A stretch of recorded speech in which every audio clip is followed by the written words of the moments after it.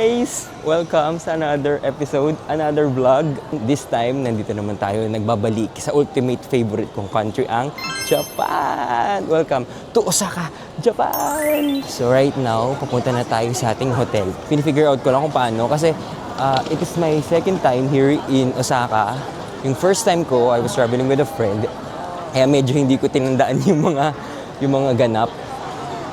Siya usually yung naghahanap ng daan. Shoutout sa'yo, Kyle. So ngayon, tinatry ko i-refresh yung memory ko nung una kong Osaka trip last year, September, kung paano kami pumunta ng Dotonbori. So, lalabas muna ako ng airport at sasakay ng train. Let's go! Let's go, Osaka! Guys, kukunin ko lang yung luggage ko, yung baggage ko. So, pag dito sa Japan, guys, tignan nyo. Ang galing, oh. Pagbaba mo ng airplane, pag after mo ng immigration, yung mga luggage mo, nakasalamsam na, nakasort na. Pinupunasan nila, tapos inaayos nila para pagdating mo, paglabas mo from immigration, maayos na siya. Galing, di ba? Only in Japan. So, bago ako umalis ng airport, hanap muna tayo ng ATM, mag-withdraw ako para meron akong cash. Withdraw na ako, nag-withdraw ako sa may 7-Eleven bank dito sa 7-Eleven ATM bank dito sa may airport. So nasa 10,000 yen is nasa around 4,100, 200 pesos. So mga 0.4. May service fee pa kasi yun sa bank. So ngayon, palabas ako ng airport and hanapin natin kung paano pumunta ng hotel. So yun guys, iniisip ko kung magte-train ba ako or magbabus. Kasi kapag bus, ayun o, may mga bus kasi dito guys, oh. Ayun, airport bus, airport limousine bus. Para diretso na ako dun sa mismong hotel ko. Nagagay sa train, malayo pa yung lalakarin. So yun guys, so tinanong ko si kuya kung may mga biyaheng Namba ba dito. Namba or Dotonbori. Sabi niya, finish daw. Finish? Okay. Yung pala, wala na daw biyaheng Namba.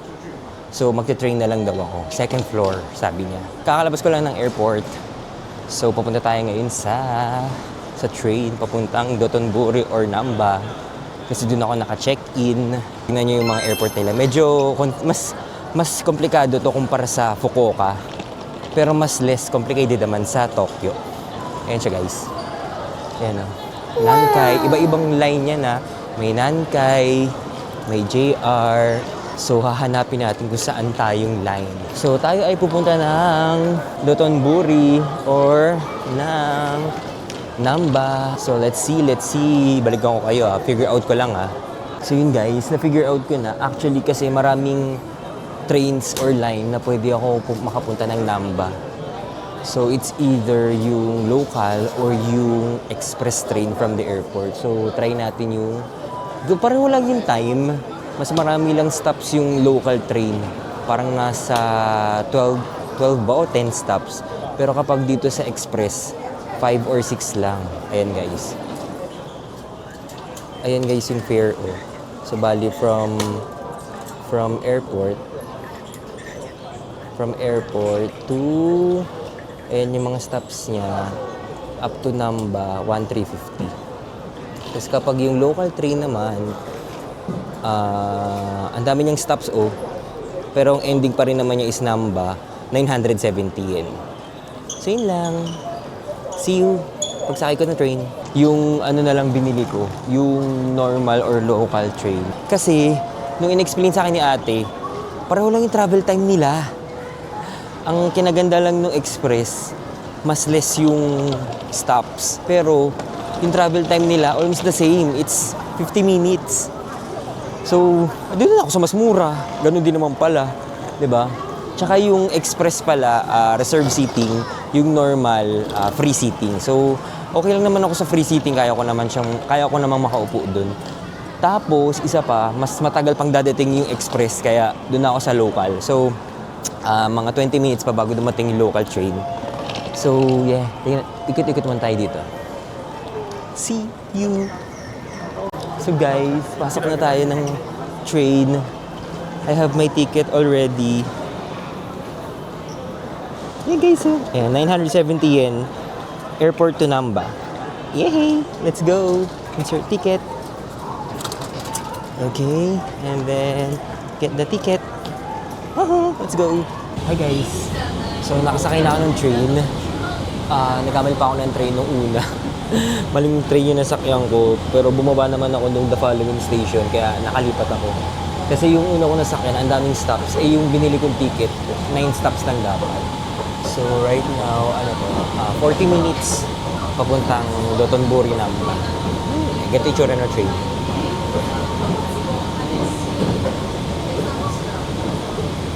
Hindi naman crowded, di ba? Kaya confident din ako na free seating na lang yung bilin ko kasi alam ko namang hindi crowded yung train. So tapos yung express kasi ganun din naman yung oras, 40 to 50 minutes. So bakit pa ako dun sa mas mahal? Ang ano lang naman niya is reserved seating. Dun sa free seating hindi naman puno. Diba? So, balik na ako kayo pag nasa Namba na ako. Yeah. Naligaw ako. Grabe. Hi guys! Yeah. Nandito na ako ngayon sa Namba Station. So around mga 40 minutes yung train mula Kansai Airport to Namba Station. Hindi ako nag-express nun Let's go to Welina Hotel Dotonbori. So doon ako sa may Dotonbori area nag-check-in. Hanapin natin kung saan tayo mag-exit. Ang saya kaya maligaw sa ibang bansa. Lalo na sa Japan. Parang ewan ko meron akong fascination sa pag-figure out ng mga kung saan pupunta, anong sasakyan. Kasi kapag nag-figure out mo siya, anong sarap sa feeling. So, ganito guys yung itsura ng Namba Station. So, maraming train, maraming line ang dito nag-i-stop and dito nag-i-start. So, ayan guys. So, kaya medyo nakakalito nung una. So, ilang line yan, no? Nakikita ba sa video? Hindi ko ma-justify sa video guys, pero yun. So, may Airport Express, may local train, meron ding yung regular train to airport, at kung ano-ano pa. Yan guys. So, tara na, hanapin na natin kung paano pumunta ng Dotonbori ulit. Let's go! Guys, mag-exit tayo. Exit, ticket. Hey, let's go! Thank you daw! Figure out natin kung paano anong lalabasan natin, anong exit. Yeah, figure out ko lang at babalikan ko kayo. Wait lang So guys, ayun na nga. So guys, figure out ko na kung paano makapunta ng hotel. So sabi ni Google, around 700 meters from Namba Station yung hotel ko. Around 11 minutes walk. So yeah, I'm seeing a lot of familiar places kasi nakapag-Osaka naman ako ng September. At ground temperature, sabi ni Google ngayon, ay around 24. Hindi siya ganun kalamig, pero hindi rin naman mainit. Unlike nung punta ko nung September na talagang lapot-lapot ako. Pero ngayon hindi. Or baka dahil kasi gabi. Let's see, bukas ng umaga. So, naglalakad lang ako from Namba Station to Welina Hotel Dotonbori. So, itong area na to ay Kuromon Market. If I'm not mistaken, Kuromon Market to or something. Basta papunta tong Dotonbori or Shinsaibashi area. Yeah, guys. Namiss kita, Japan. Yeah, I'm here again. I'm so happy. I'm super, super happy. Japan! Bye-bye. Mamaya ulit. Pag nandun na ako sa hotel ko, ha? Later. Hi guys, grabe. So after ilang minutes of walk, medyo mas malayo siya sa Namba Station nang ina-expect ko. Papunta na kasi siya sa Dotonbori. So finally, nandito na tayo sa Welina Hotel Dotonbori. Wow! So yung last time ko kasi pinecheckan is Welina Hotel Namba. Ito naman Welina Hotel Dotonbori. So mas malapit siya sa kaya ang name niya Dotonbori. Mas malapit siya sa Dotonbori area. Pero mas malayo siya sa Namba Station. Kaya medyo mas naglakad-lakad pa ako ng konti. So check-in tayo guys. Welina Hotel. Wow. Welina Hotel.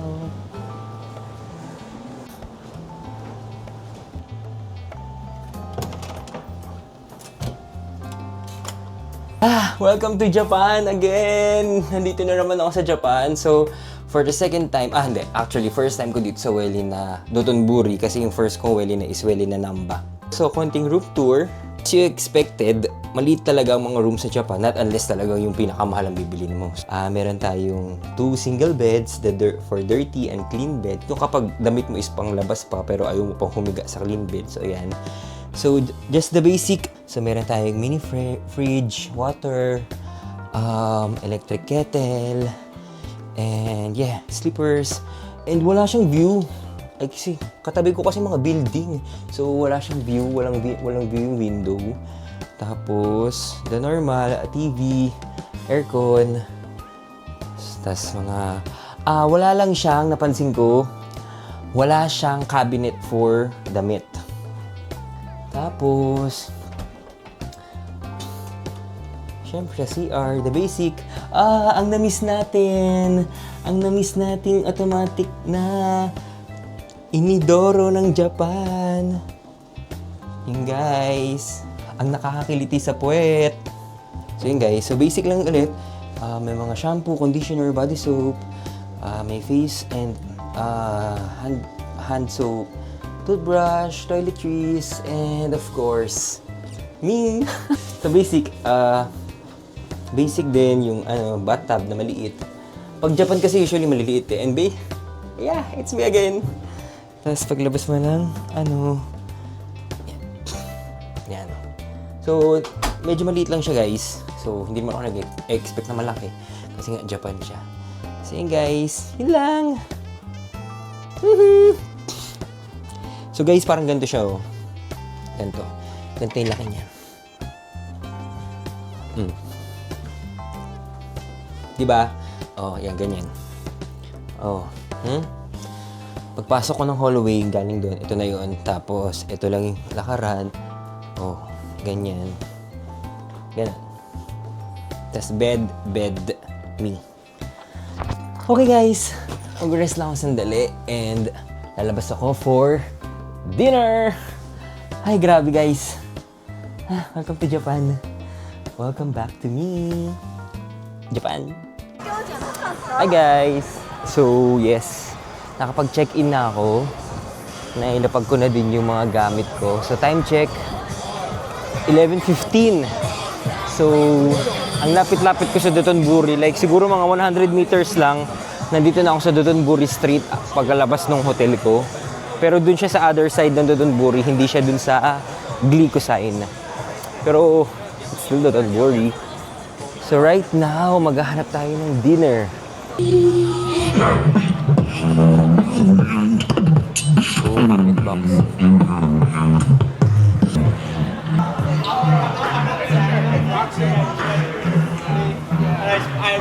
So guys, nandito na ako sa may pinaka-main part ng Dotonbori kung saan talaga maraming food stalls, shopping areas, and mga ganaps. So, ano ba masarap? Kasi ito na yung malapit sa Glycosine. Ito lagi madaming pila dito nung last kong punta ng September eh. Ang haba pa rin lagi ng pila oh. Kaya nakakatamad pumili eh, ng ganyang kahaba oh. Masarap kaya yan. Tapos pwede din tayo mag-takoyaki guys. Kasi ang haba naman ng pila. Takoyaki. Hindi kaya wagyu. Ano kaya masarap? Gusto ko ng rice eh. Ano pa tayo guys? So this is Dotonbori Street. Ito yung pinaka shopping area. Shopping area ba? Pero yun yung isa sa mga pinakasikat na area dito sa Osaka. Kasi nandito lahat ng ganaps. Isa din to sa mga sikat dito sa Dotonbori. Yung yung giant billboard. Ayun ako guys oh. Oh. Hi.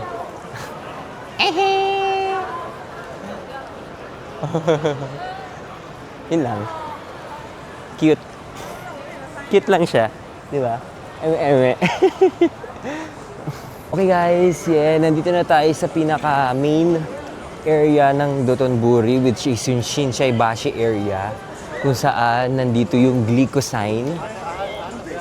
So hindi siya ganun kadaming tao ngayon dahil siguro gabi na. So yun guys, oh. So si Glico, hi Glico! We meet again! Yay! I'm so happy. Nasa Osaka ulit ako. Ayun guys. So Glico and then the river nandoon.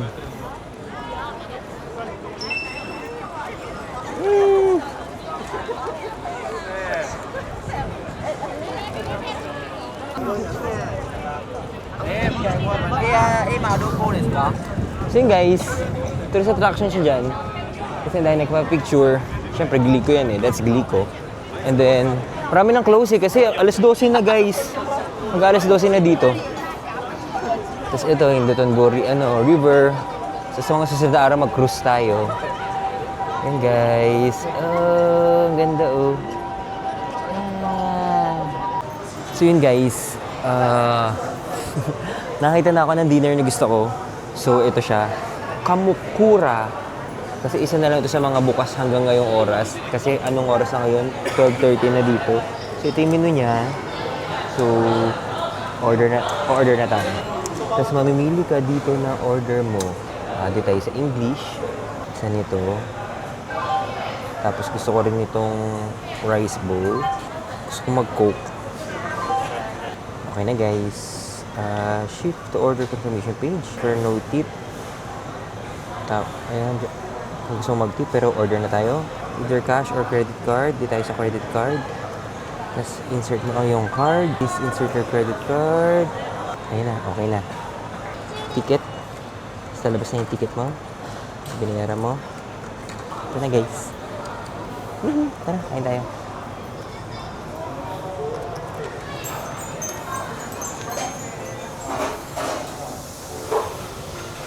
How many people do you have? One. そうだ、まあ前にお願いします。 So guys, pagpasok mo, bibigay mo lang yung order slip and then tsaka nilulutuin. So, tsaka natin hintayin. Ay, ito na. Meron tayong Coke. Order din tayo ng Coke. And water.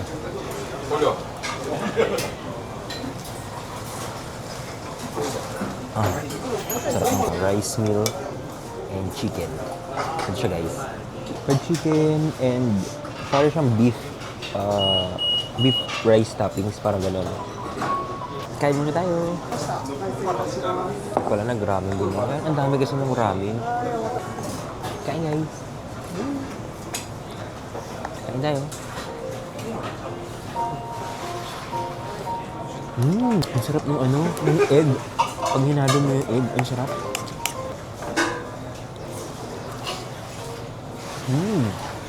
Lahat sila. Ramen yung in-order. Ako lang yung nag-rice tsaka nag-fried chicken. Dito puro ramen. Ang laki ng serving mo ramen. Sobrang laki. Hindi ko mauubos yun. Kain muna ako. Balik ako kay after.